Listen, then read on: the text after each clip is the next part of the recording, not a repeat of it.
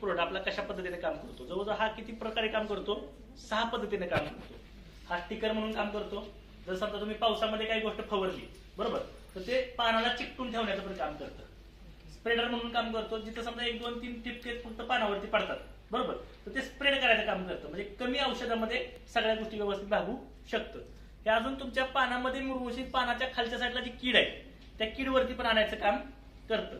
सगळ्यात महत्वाचं, जेवढे पण कीटकनाशक तुम्ही वापरता किंवा तणनाशक वापरता त्याच्यामध्ये पण आपण सनस्टिक वापरू शकतो. आणि ते वापरल्यामुळं तुम्हाला कीटकनाशकाचा तणनाशकाचा खर्च कमी येणार. जिथं तुमचं 2-3 पंप लागणार आहे तिथं तुमचं एका पंपामध्ये भागू शकतं. जिथं 10 पंप लागणार आहेत तिथं 5 पंपामध्ये भागू शकतं. म्हणजे तो 50% तुमचा खर्च काय होणार आहे, कमी होणार आहे. हे जर का पाण्यातून सोडलं तर तुमच्या जमिनीचा पोत सुधारवला जाईल. जास्त प्रमाणात जर का पाणी राहत असेल जमिनीमध्ये तर ते लवकर निचरा होऊन जाईल. आणि जर समजा उन्हाळ्यामध्ये पाणी जर का कमी पडत असेल काय, तर हे तुमच्या पाण्याला टिकवून ठेवण्याची पण क्षमता ह्याच्यामध्ये जास्त आहे की जे बाष्पीभवन करून देणार नाही. आणि सगळ्यात महत्वाचं म्हणजे तुमचा काडी कचरा जो आहे तो लवकरात लवकर कुजण्यासाठी पण मदत करत. एवढे सगळे तर फायदे आहेतच, पण सगळ्यात महत्वाचा जो फायदा आहे हा पाण्याचा पीएच मेंटेन करणं. काय, कारण जसं त्याला आपण सामू म्हणतो बरोबर, पीएच मेंटेन करणं.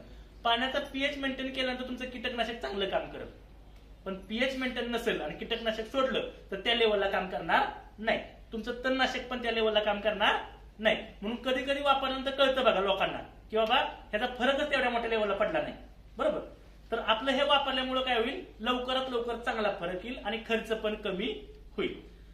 जर आपल्याला शेती करायची तर शेतीचा पण मातीचा पण पीएच मेंटेन होणं गरजेचं आहे. आता आपण माती परीक्षण करून जी लोकांना दाखवतोय, जे 2-2 महिन्याचे जे काय 20-20 गुंठ्याचे काय प्लॉट घेतलेत आणि त्या प्लॉटची पहिल्यांदा आपण काय केलंय, माती परीक्षण केले ना. आता आपले प्रोडक्ट काय त्यांना वापरायला दिलेत.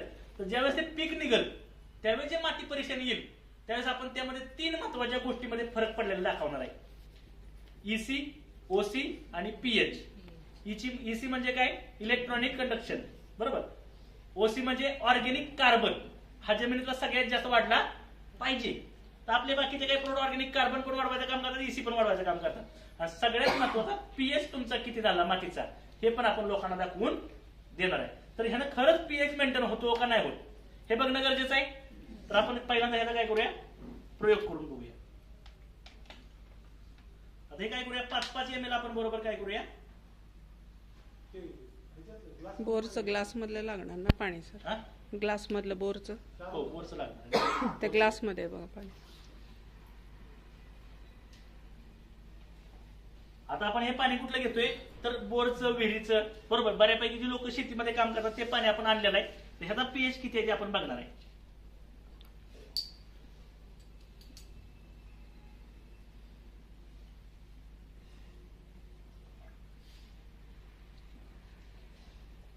इथं आपण आपल्या विहिरीचं पण पाणी, हा विहिरीचं, बोरचं सगळ्याच चालू.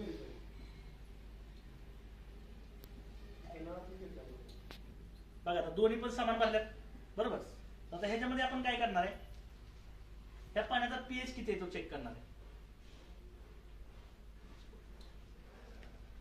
हा काय पीएच चेक करायचं सोल्युशन आहे. हे मार्केटमध्ये तुम्हाला ऑनलाईन कुठल्याही वेबसाईट वरती बघायला भेटेल. इथं पीएच दाखवलाय 0 पासून ते जवळजवळ 14 पावतर. म्हणजे ते पाणी किती दूषित आहे, किती केमिकल आहे ते सगळं याच्यामध्ये कळून येईल. आणि हे आपण काय केलं, विहिरीचं पाणी घेतलेलं आहे. त्याचा पीएच आपण पहिल्यांदा चेक करूया. ह्याच्यामध्ये 7 ते 10 थेंब टाकावे लागतील.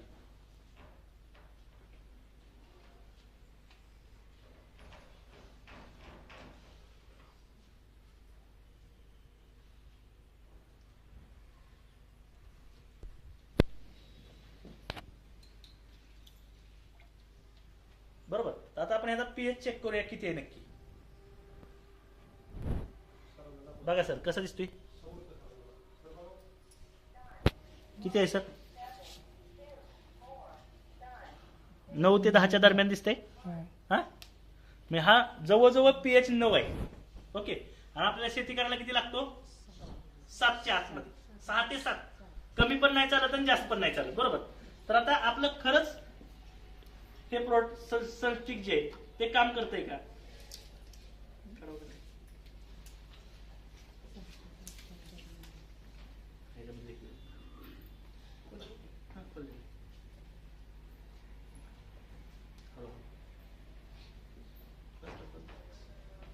हे काय केलं आपण सनस्टिकचं लिक्विड घेतलंय, एका काडी बरोबर फक्त घ्यायचे. किती घ्यायचे?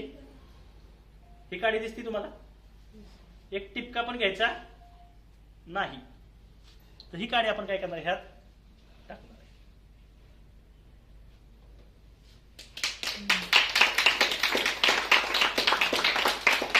तर आता पीएच किती आहे पाण्याचा?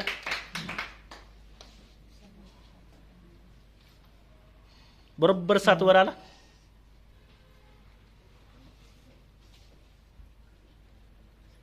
तर अशा पद्धतीने आपलं सनस्टिक हे प्रोडक्ट काम करते. बरोबर. त्यामुळे प्रत्येक शेतकऱ्यासाठी हे वरदान म्हणून काम करते. बरोबर. जरी समजा त्या व्यक्तीने कुठलाही प्रोडक्ट आपला नाही घेतला शेतीचा, फक्त सनस्टिक जरी दिलं तरी अफलातून लेवलचे रिझल्ट येणार आहेत. हे फवारणीसाठी काय अर्धा ml ते 1 ml एका लिटरला वापरायचे आणि आळवणीसाठी 1 लिटर ते 3 ml वापरायचे. किती? बीज प्रक्रियेला 1 किलोला सरासरी 1 ते 1.5 ml पुष्कळ झालं. ओके. या सगळ्या गोष्टीमध्ये आपलं सनस्टिक आपण वापरू शकतो. त्यामुळे लोकांचा खर्च 20 ते 25% कमी होईल आणि उत्पन्नामध्ये पण 20 ते 25% वाढ होईल. तर जय हिंद, जय सनेज.